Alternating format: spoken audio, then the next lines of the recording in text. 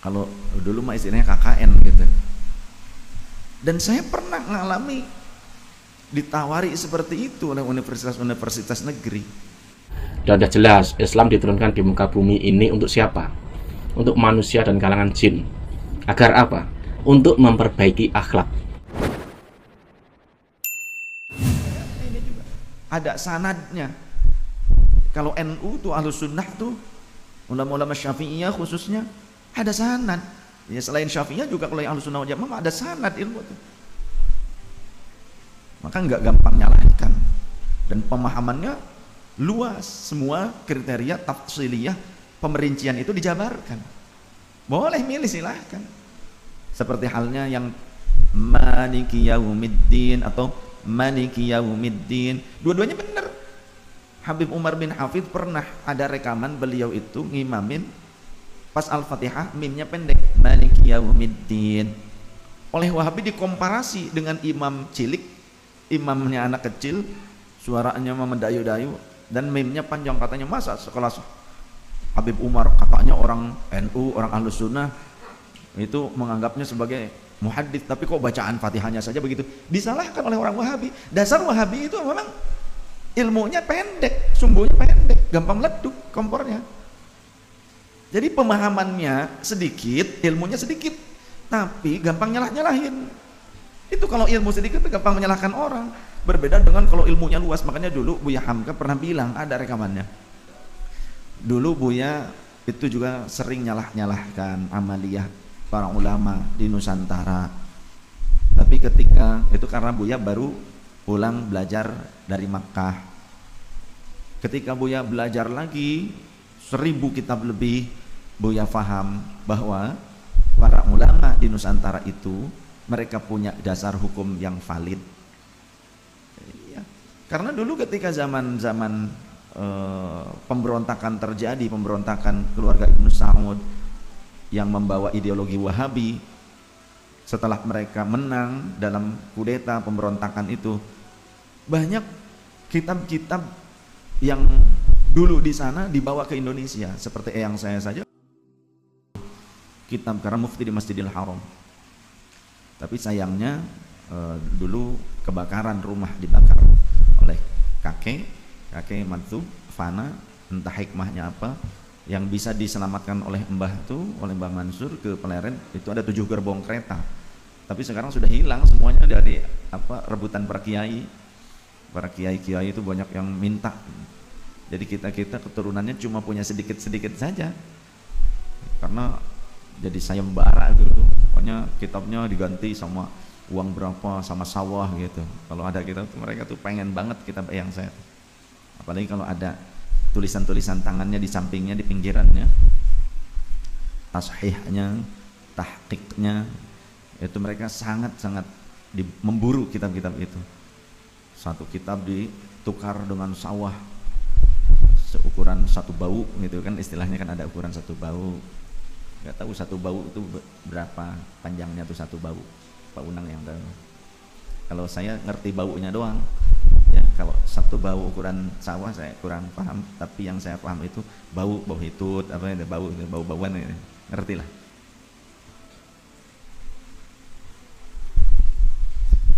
Dan di sana kemudian Wahabi membakar kitab-kitab para ulama Ahlus Sunnah dan menggantinya, mencetaknya seperti Syarah Sahih Bukhari. Itu banyak dirubah oleh mereka, akhirnya dicetak ulang, tapi banyak yang dirubah. Seperti tafsir As-Sawi, ada kalimat yang menjelaskan tentang salah satu fitnah terbesar akhir zaman itu adalah ideologi Wahabiyah. Mereka bakar kitab-kitab itu.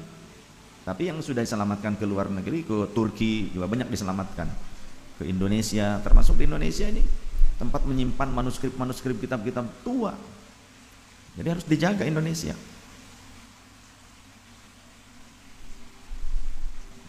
Maka ulama-ulama Indonesia jangan disepelekan. Kok ilmuwan mereka luar biasa, ada diakui sejak zaman dulu keilmuan ulama Indonesia tuh. Makanya dulu seperti eyang saya jadi salah satu mufti di Masjidil Haram. Ulama-ulama Nusantara tuh banyak jadi mufti di Nabawi, ya, Masjidil Haram, pokoknya di Hijaz itu banyak pada jadi ulama-ulama besar di Makkah, Madinah itu. Yang saya sebelum di Makkah, di Madinah dulu direkomendasikan oleh Mufti Madinah untuk mengajar di Masjidil Haram dan menjadi salah satu mufti di sana.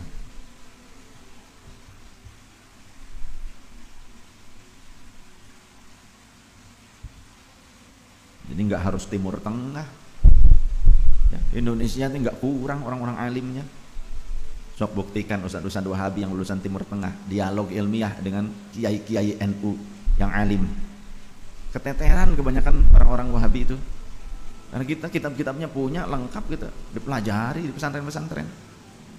Beda dengan sekolah berasrama, istilahnya boarding school. Itu bukan pesantren ya. Jadi jangan samakan pesantren, pondok pesantren dengan boarding school, sekolah berasrama. Apalagi kalau gurunya bukan ulama. Bedakan.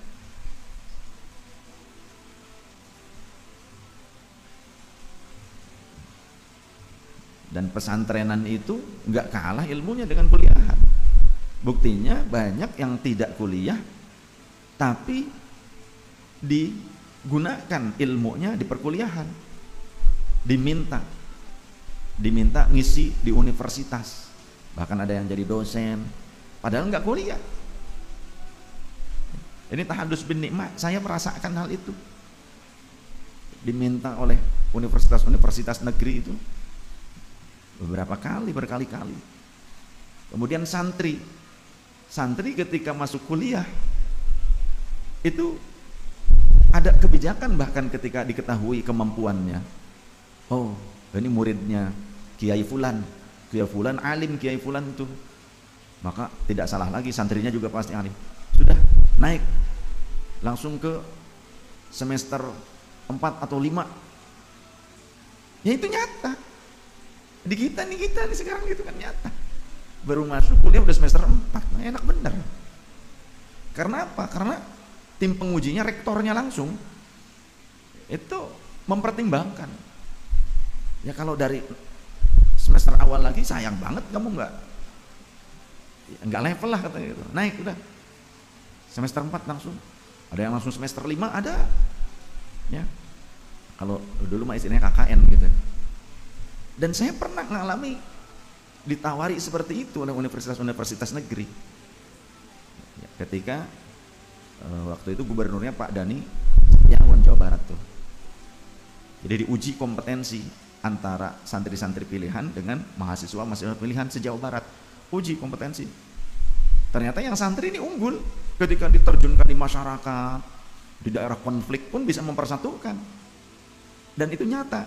Saya sendiri ini orangnya. Saya ditawari mau wisuda, ngikut wisuda langsung, karena langsung diujikan, bikin laporan modul, dan pembimbingnya dosen dari universitas negeri, dosen, ada dosen pembimbingnya, ada penilainya, tim penilainya. Saya akhirnya ditawari untuk waktu itu ya, tawari untuk ikut wisuda sarjana. Atau kalau mau dua pilihan, kalau mau ngalamin, ngenyam, merasakan bagaimana sih perkuliahan itu, langsung di semester 5, karena kamu ini sudah masuk kategori lulus KKN, kata dosen saya begitu. Padahal saya nggak kuliah, saya punya dosen, dan sekarang saya jadi dosen lagi. Meledos 1 sen.